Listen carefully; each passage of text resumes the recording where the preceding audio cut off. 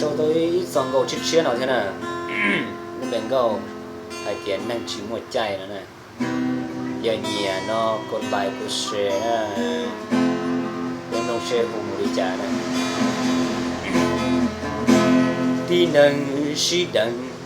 yang chỉ mua chạy rong li tê tay rong li tê o đợi tên tu ròn đợi tên tu vơ tỏ tên bắn phát mà bị chi ta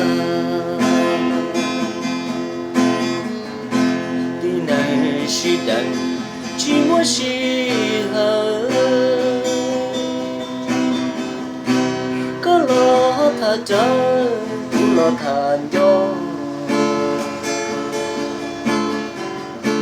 ai nó thiên lo ai nó thiên cha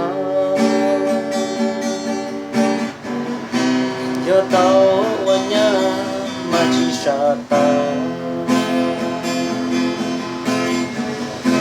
đi nâng lu xuyên mà nhớ xa trời ai nó thiên giờ theo hậu xuyên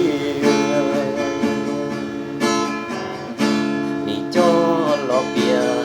mà lo tranh trâu bia có lo tàu cũng lo bò. Okay, thank you for all one xin à nhờ nhẹ nó cô lại có xem mà hút chia đó nữa. Okay, bye bye.